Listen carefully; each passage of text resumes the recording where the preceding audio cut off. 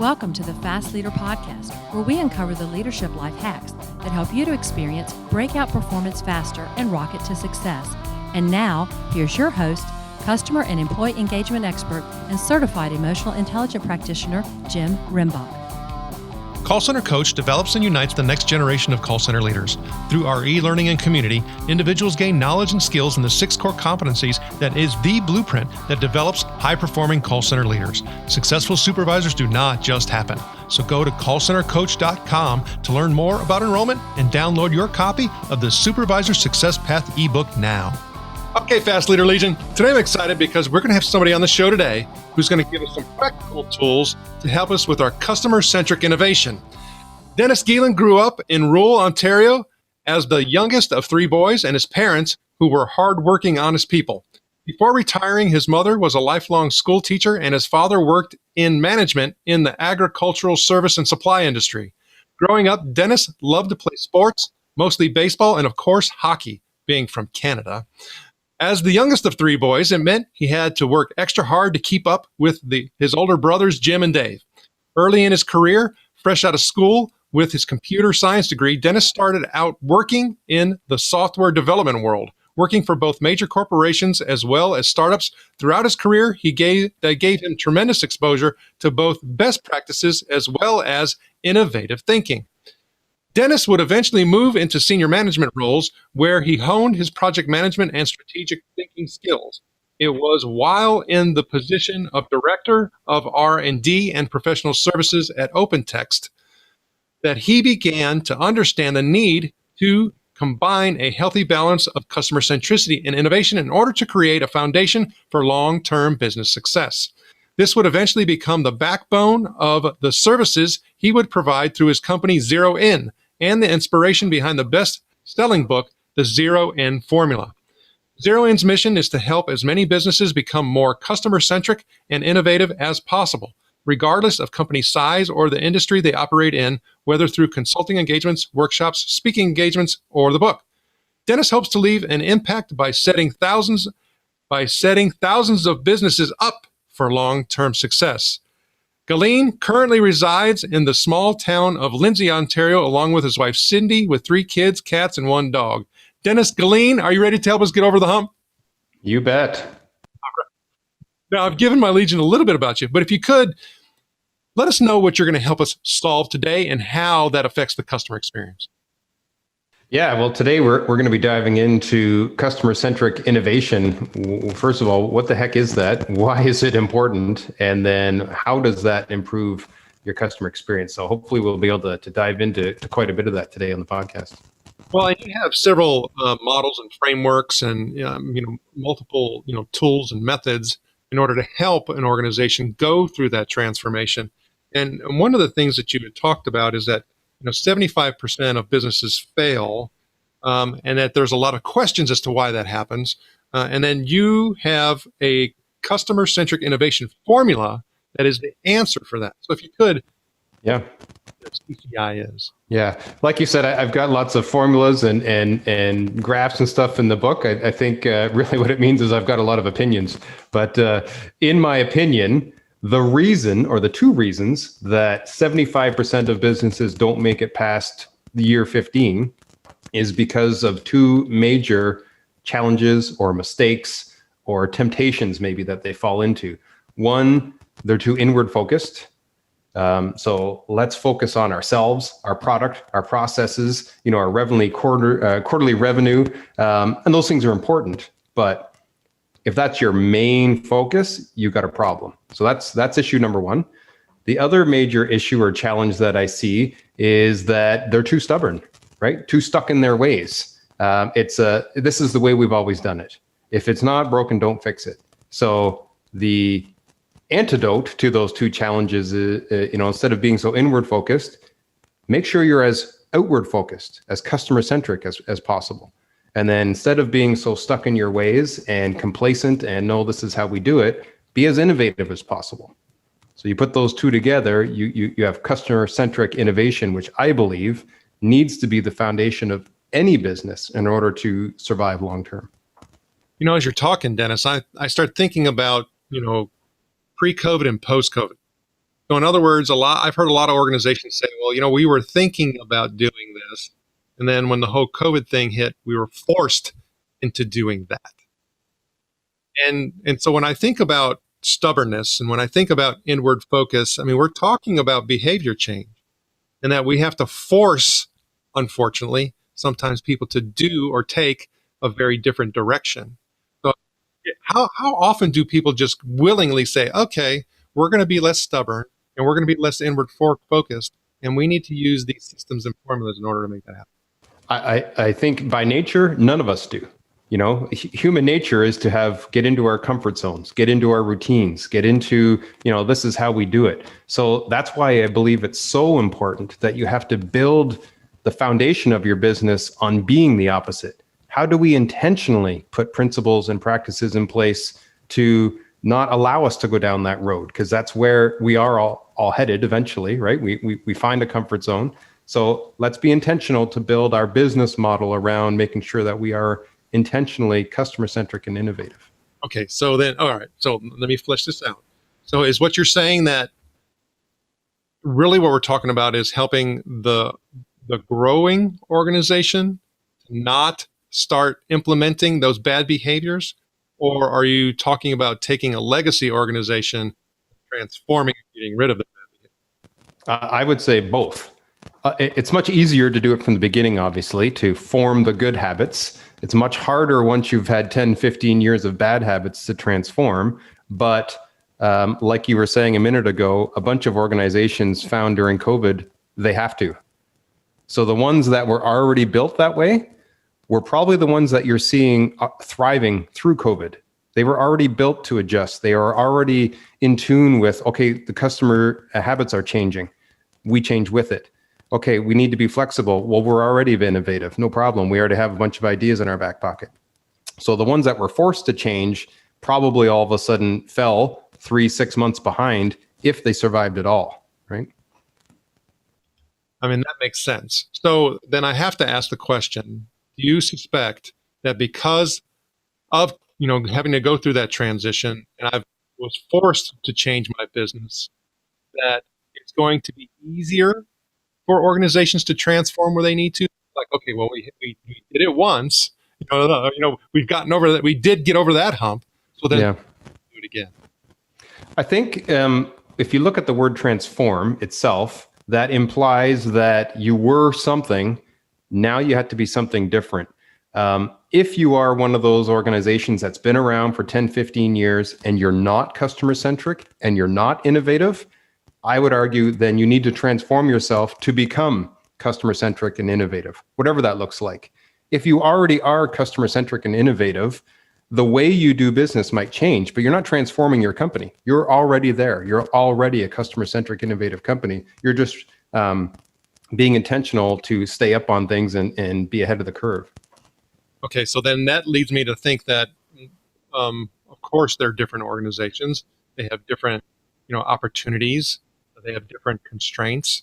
I would have to think that the tools for those groups are going to be different. So in other words, I want to sustain my customer centricity and I want to obtain my customer centricity. Yes. Everybody's at a different point in their journey, and different strategies and tools don't fit for every company. It could be like trying to put a square peg in a round hole, right? So where are you at?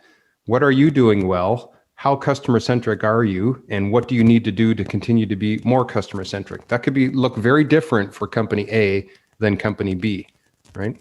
Well, and I think, okay, so as we're talking through this, you start looking at these different, organizational types. You even created a tool to help us identify that, and you call it the quadrant. If you could, please explain that.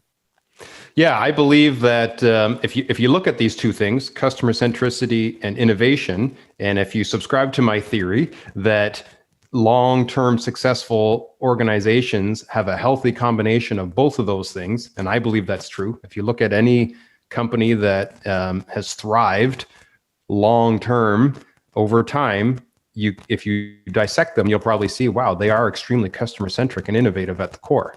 So this quadrant says, imagine you have a horizontal axis and a vertical axis, right? And maybe on the horizontal axis, you're measuring how customer-centric is this company. And on the vertical axis, you're measuring how innovative is this company, right? So if you look on the left and the bottom, they're neither. They're neither customer-centric nor they're innovative. So to me, they're flying blind. They're one of those ones that's not going to last, not, let alone 15 years. They're not going to last 2 years, right? If they're neither customer-centric nor innovative, well, what are they? But then you look at, well, what about the companies that are either or? If they're innovative, highly innovative companies, but they're not customer-centric, well, that's an issue still too. To me, that's innovation for the sake of innovation.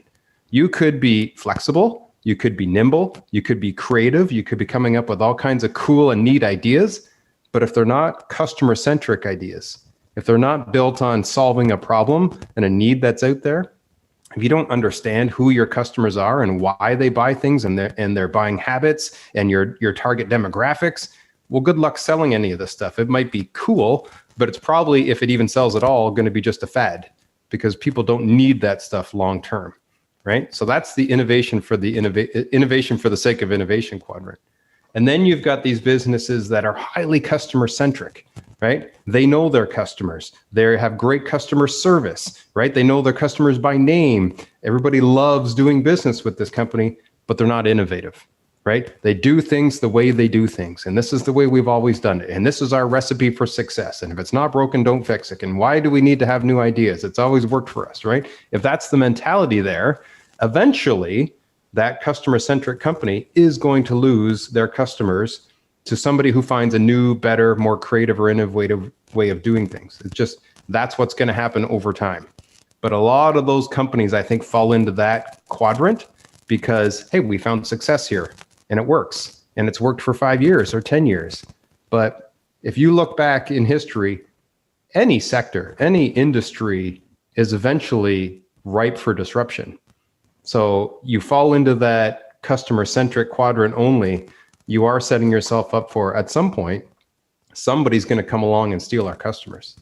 So to me, the fix is you need a healthy balance of both.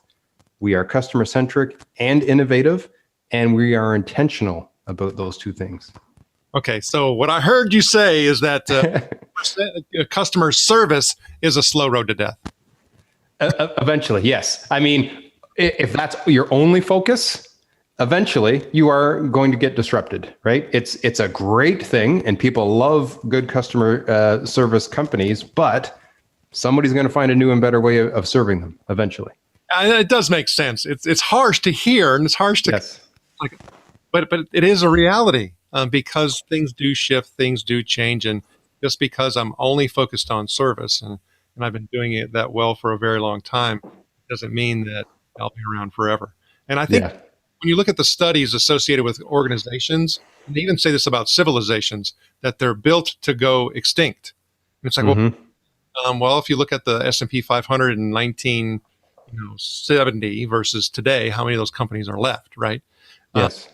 And so you can't keep doing the same thing. You just can't. Yep.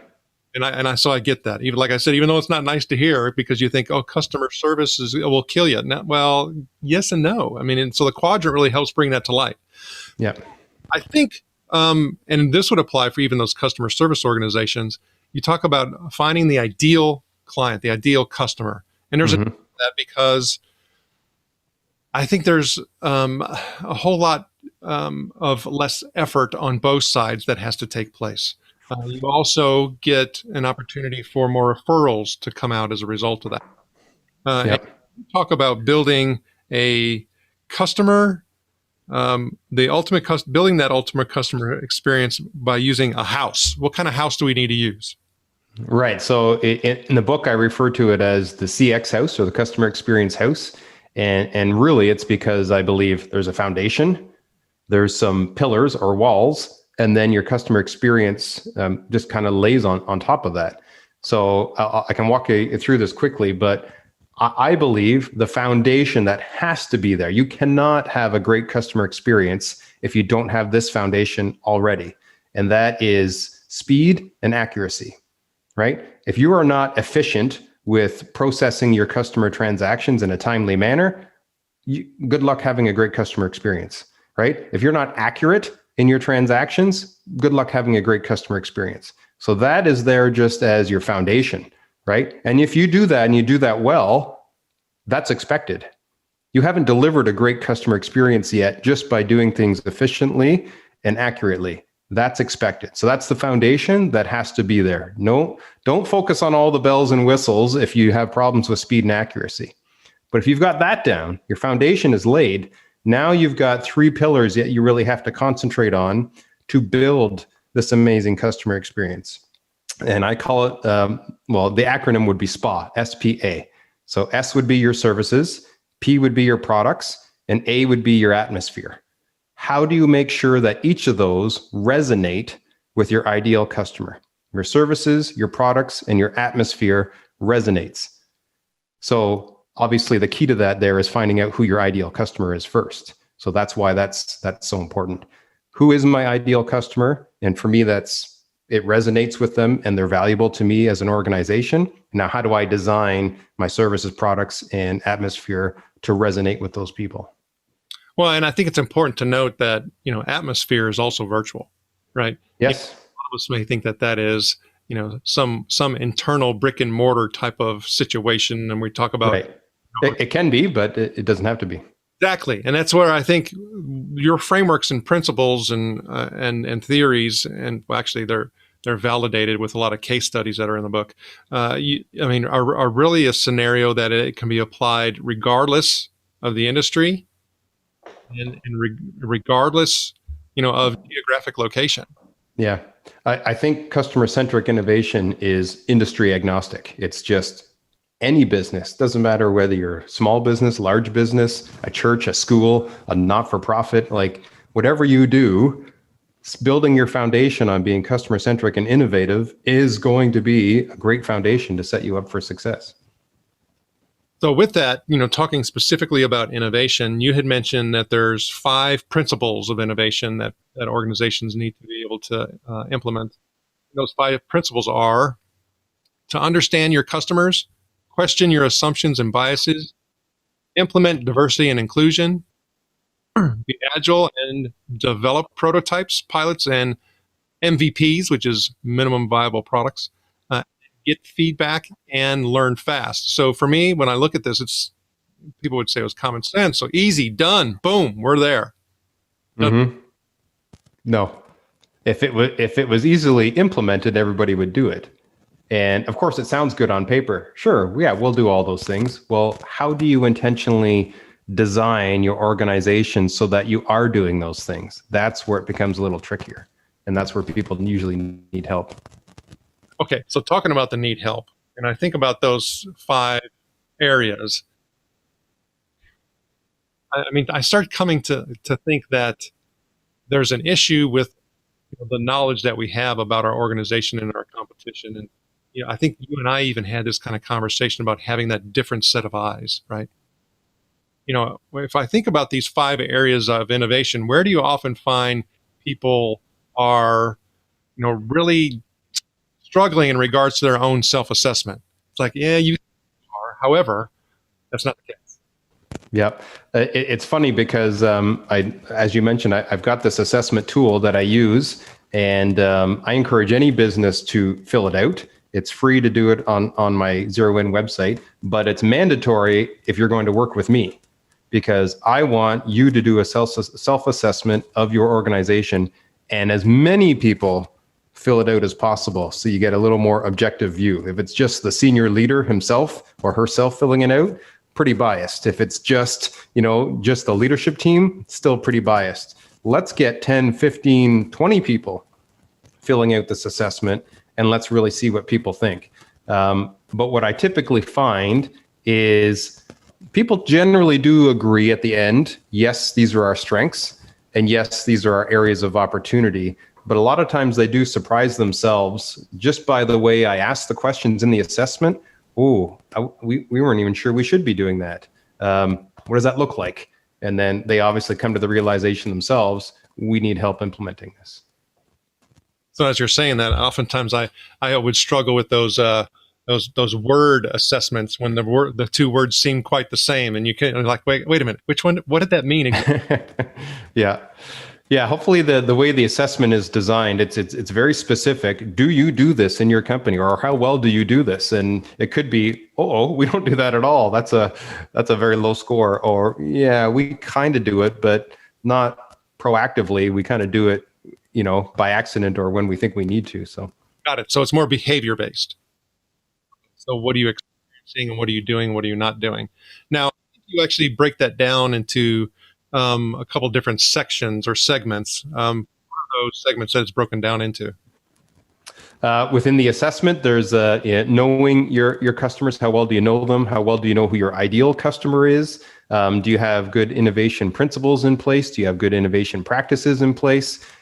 Is your purpose and direction of your company built around being outward focused or inward focused? So it really helps you look at different parts of your organization through some very specific questions to say, do we have these pieces of the zero-in formula in place in our organization already, or do we need some help there? Well, and as you're talking, I start thinking about the stereotypes associated with people who are, IT people and people who are engineers, and when you start talking about the connection between the customer centricity and all of those processes and procedures and all of that, how did that transition happen for you? How did that realization happen for you? To me, it's like some things had to happen for me to say, oh, I need to change, my behavior and my thinking. Yeah. It's funny because I guess in my corporate career, so I spent 20 some years working in different software companies. I started off on mostly the R&D side and as a, hands-on keyboard software developer, right? So I was kind of innovation minded. How can I make this better? How can I make this cooler? How can I make this faster? How can I make this look nicer?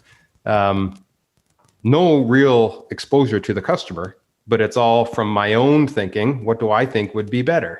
And of course, when you're in the tech sector, you automatically think you're innovative, right?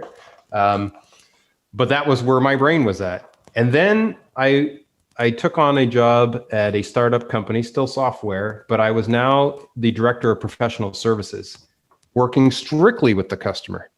I didn't even work with the R&D team. I didn't work directly with our development and QA people anymore. I was the customer guy. And I was now forced to see software from the customer's eyes. So now I spent several years purely on this customer-centric side of the fence. And then at that same company, eventually, I wore two hats. I was promoted to be both the director of professional services as well as director of R&D. Now I was forced to be customer-centric and innovative at the same time. And those two things, when done in isolation, are not good. When you put them together, now it's amazing. So really had to rework our processes, our org structure, our key performance indicators, our goals, our metrics, so that we were being both customer-centric and innovative. That was a light bulb moment for me in my corporate career. When it comes to zero-in, it took a while for me to have the light bulb go off and go, hey, I need to be doing this too. This is my own company. Am I as zero-in being as customer-centric and innovative as I can and should be? And early on, the answer was no. And I had to make some drastic changes on how I was operating so that I was putting myself in that quadrant as well. I think that makes sense. I think we all have to go through that assessment to some degree, even when we start, looking at just being an overall leader, right? I mean, we look at the areas of focus that we have from a performance perspective, from an engagement perspective, all of those, collaborative relationships, perspective, business acumen. All of those, areas we have to, continually look at and check. So when I start thinking about, the work that you've done, the zero-in formula, what are some of your goals and where you want to go with this? Yeah, well, I've always said my mission or my goal is to help as many businesses as possible become more customer-centric and innovative, both, because I think everybody needs to do that. So one way of delivering that was through the book. Okay, I can obviously reach a lot more people with a book than I can with just one-on-one consulting, one company at a time. So the book is really allowing it to get out there, and it's great. I can see people in countries all over the world purchasing the book and reaching out to me. So that's part of the goal starting to be realized. But the book itself is not going to be enough. It's going to give you knowledge, it's going to give you information, but how do you now practically implement these in your organization? So again, I can only work with so many companies at a time. So I'm now working on putting a course together, an online course that would go a lot deeper than the book does, so people can have strategies and tools in place to implement the zero-in formula within their business. So just another way of reaching as many businesses as possible for me.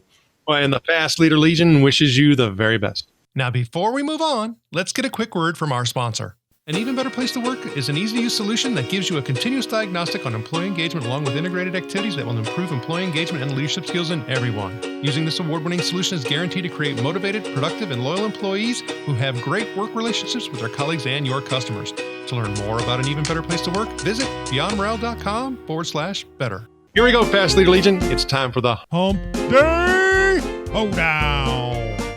Okay, Dennis, the Hump Day Hoedown is the part of our show where you give us good insights fast. So I'm going to ask you several questions. And Okay. Robust, yet rapid responses that are going to help us move onward and upward faster. Dennis Geelen, are you ready to hoe down? I'm ready. All right. So what is holding you back from being an even better leader today? Ooh, oh boy, good. Fast answer to that one. I would say more self-awareness and working on things where I know that's not my strength, or outsourcing it if I have to. And what is the best leadership advice you have ever received? Probably you need to know yourself to grow yourself. A lot of times as a leader, you're looking at how do I fix the people on my team? Whereas, hey, look inward first and work on yourself. That's going to take you further than anything. And what do you feel is one of your best tools that helps you lead in business or life? Probably communication skills. I've had so many people reach out to me and say, "Wow, you were in IT and software. You know how to talk to people." Like that doesn't compute. Most of the time, software engineers are not the greatest communicators. So that's been a plus for me. And what would be one book you'd recommend to our Legion? It can be from any genre. Of course, we're going to put a link to the zero-in formula on your show notes page as well.